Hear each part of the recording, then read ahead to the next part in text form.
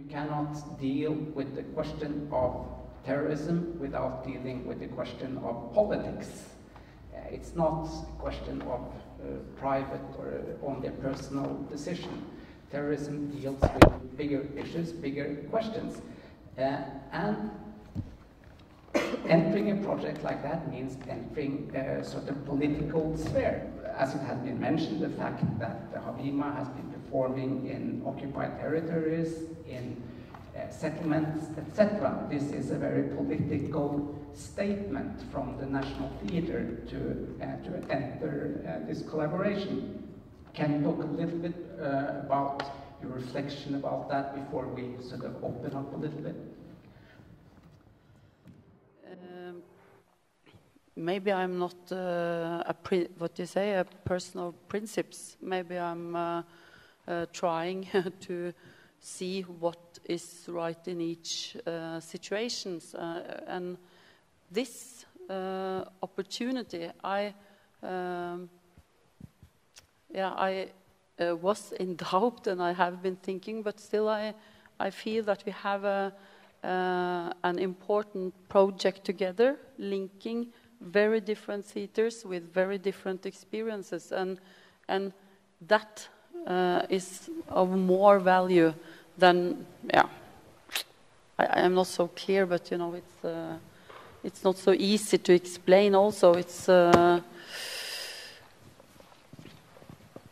just I don't think it's very easy today to be sure of what is right and what is wrong. There's two sides only in this situation. There's no gray. There's some, unfortunately, in some situation in life, there's black or white, unfortunately. When you're supporting a system who deal with people as less human being, you're not supporting the method of theater or arts. Art is about beauty, about justice, about freedom. And when you're working and supporting a system who go against that and take this away from us and trying literally in its oppression to kill our humanity. They're not killing us as bodies. They are oppressing us in a way that piece by piece they suck the souls, our belief in humanity. This is why we're working in theater. We want to realize that in our people. So when you're working and cooperating with the system who smashed that with the military boots and rising in Palestine and controlling Palestine because of the power of the military, you're totally against what's the value of theater. I hope so they can reconsider this, and I hope so that they make some effort to understand what's really happening in Palestine.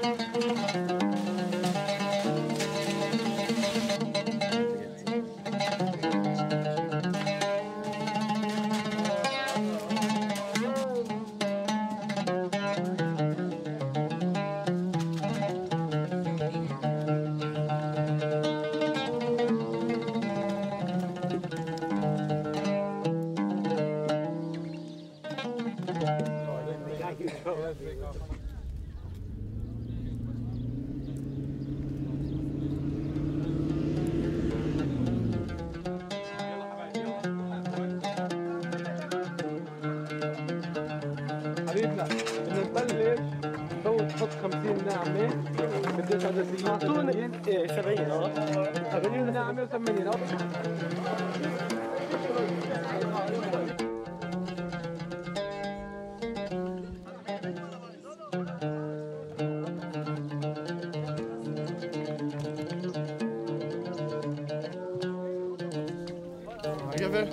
Okay. I talk to you, okay. Okay, next In the next time you picture me, I take you on camera, okay? Forever.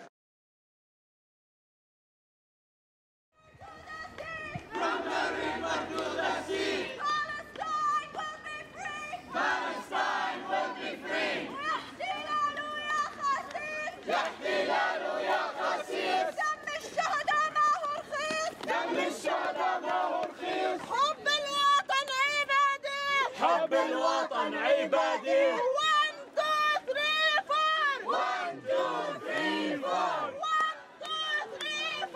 1 2 3 4 Occupation no more Occupation no more Occupation no more Occupation no more. We believe that our war now with the Israeli occupation is mentality war more than a weapon or armed resistance, because it's how you change the look at the Palestinian, how you are able to make people believe that what we are doing is right and we have the right to resist and we have the right to fight for our freedom. And we can use any way of resistance. But BDS is one way of resistance. Bringing international to test or to live under occupation and see the reality is another way of resistance. Cultural boycott, another way, and of course art is one of the most important ways of resisting the occupation. Behind me is a settlement right here that was taken away from the residents of Nabi Saleh in 1967. And then shortly thereafter, the land behind me, which is agrarian, it's where a lot of the folks in Nabi Saleh planted olive trees and other such plants. It was taken away from them, seized on the pretext that it was needed for an army base or like a military training ground. And there's also a water basin area right behind me. And this water is also seized from the residents of Nabi Saleh. They do not have access to the water or access to the land. And if any of the residents of Nabi Saleh do try to go even near the water or go close to the land, it is well known that you are basically risking your life.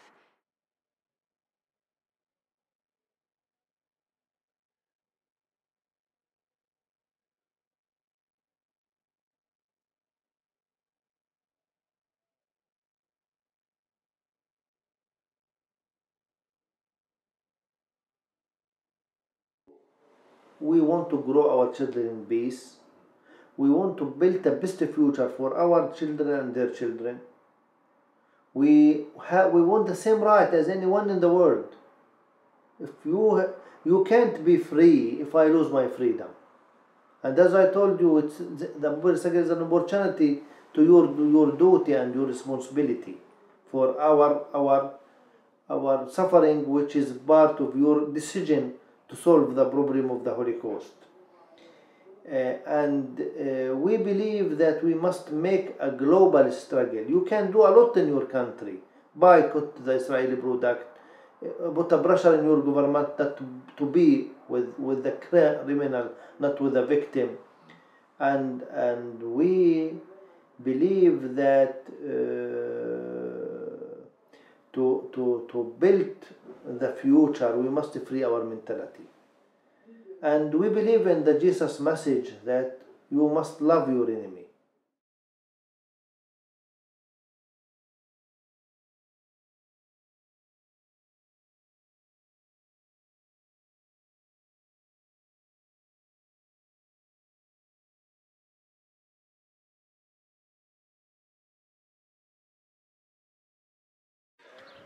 Now I'm sitting in Tuwani village in South Hebron Hills. When you say Tuwani, it's a big title for us as a Palestinian. because here you can know what is apartheid mean, what is racism mean, and what is suffering mean, and also what is resistant mean. Just now, we are sitting in front of the kindergarten. They tried to build it many times by multi stones, something simple, but the army keep destroying it. And they built it again and again, until now we arrived to build it as an official kindergarten, and the Syrian army tried to stop us many times. They came almost every day to steal the tools, to arrest the builders. Why? Because it's kindergarten for children for Atwani, because they don't have one. And our responsibility as an artist or as an actor to talk about this, to make a play about this. بعدين يوم ما بقوا ياخذوا الحديد. Sumaya also, she was there on that day, and she shared that she was really scared and terrified from the soldier. But when they attacked, she said that she insists to protect the, to help to protect the equipment. And even when the winch come to take this equipment, she jump on the winch, and they get her down of it later. But also she participating with the saving the kindergarten process. And we are not only artists, we are freedom fighters. Because through our work, we give these people hope. We told these people, we are with you guys. We will tell all the world of you. We will tell all the international people what's going on in Tawani village. Regarding to this, I would like to my message to arrive to the National Theatre in Norway to say first, hello from Tawani. Hello from where is the hope it's being killed day by day. Hello from where is the dreams? There's no dreams. It's a nightmare for the children and for the people who live here. I would like to tell them, I hear about the cooperation between them and between HaBima, the Israeli company. That doesn't make sense, guys, at all. Because through this, you normalize the things. You normalize the situation in Palestine. And I'm sure you don't like that. There is a village beside here, beside Al-Tuani, a lot of villages. Al-Mfaggara, Tuba, and Susia. And there's a lot of children came from these villages to the school here and in Al-Tuani. For example, the children in Tuba, they couldn't come from them village here to Tuani to educate in the school. Why? Because the street here beside the village and the street here relate to the settlements. And when the children walk in this street, suddenly there's a lot of settlers hate them all. And they hate who? Children. The Israeli jeep will follow the Palestinian children from they come from the villages to the Tuani school. Why? Just to protect the children from the settlers. And this is really unlogic.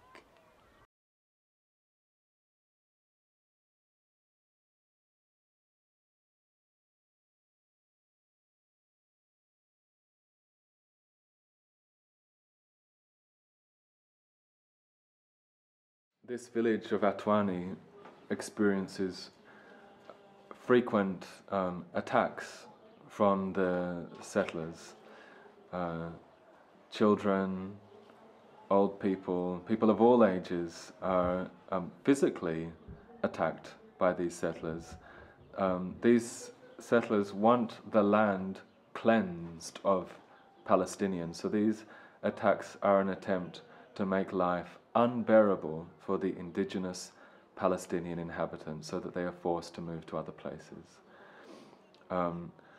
When we come and work here in Atwani, we hear many of these stories. Our actors bring these stories to life through theatre, and this is a way of educating people outside of Palestine about the realities of life here.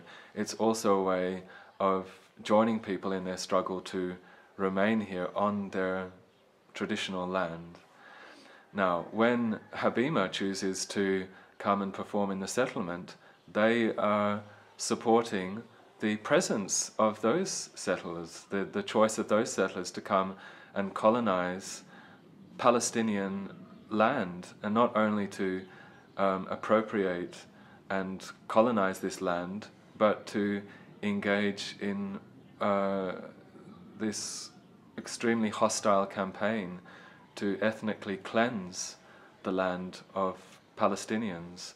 So HaBima and the Israeli government are endorsing this crime against humanity, and there is no way that any person of moral conscience can partner with HaBima while they're engaging in these actions.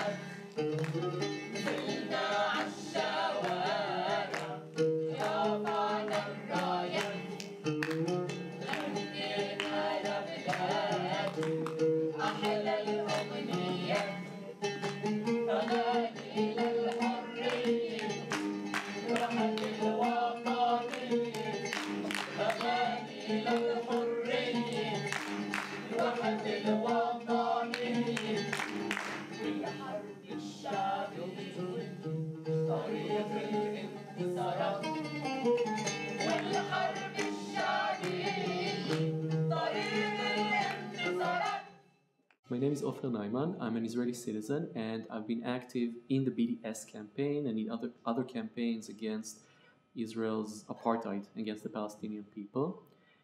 And with respect to ongoing Norwegian campaigns, I'm very supportive of the attempt to cancel the collaboration between Norwegian theaters and Israeli theaters, in particular HaBima.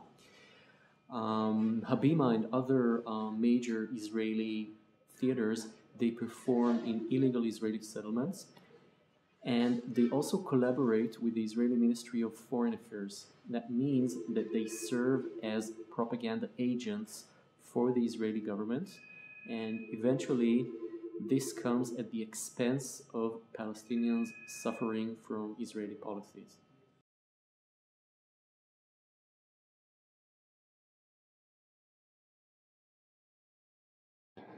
Any cooperation with HaBima would, in effect, be a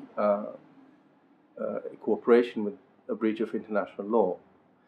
And if you sincerely care about international law and human rights, and you would like the residents of Israel-Palestine to live all in equality, rather than have one group destroying the human rights of another simply because that they are not Jewish, then I think that would necessitate not cooperating with projects such as the Ariel Theatre, and by transitivity with HaBima Theatre.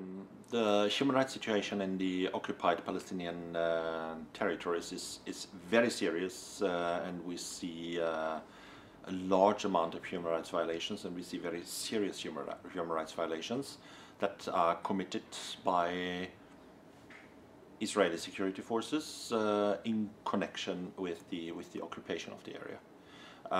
The Israeli security forces can do more or less as they like.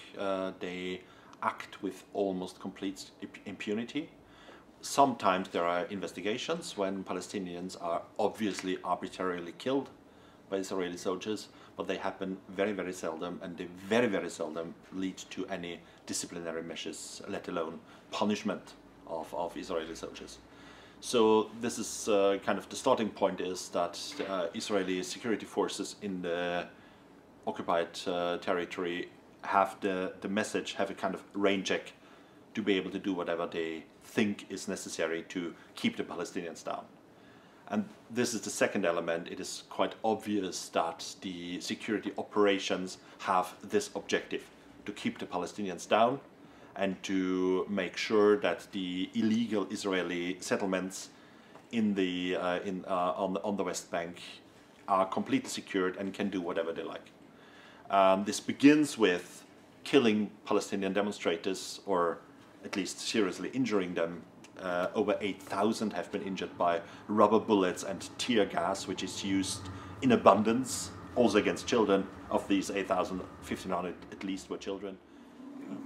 The situation can be described as a situation of total arbitrariness, total power in the hands of security forces who act in practice without oversight, without real control, and total powerlessness on the side of the Palestinian population, who have really no means to, no legal means at least, to defend themselves against these arbitrary actions. And we have as the third part the Israeli settlements on Palestinian territory, which are not only protected. Of course, the people who live there have a right to be protected also, no matter whether they are there illegally or not. But it's quite obvious that the security forces are there to secure these areas, to make sure that the illegal settlements get everything from water to all kinds of infrastructure they need on the cost of the Palestinian population, even though it's actually the Palestinians' land. وحياتك وحياة الدموع مرضى بدالك مكفوتك لو قصانيكي بس طول بالك وحياتك وحياة الدموع مرضى بدالك مكفوتك لو قصانيكي بس طول بالك لا تهدي يا دمعة عين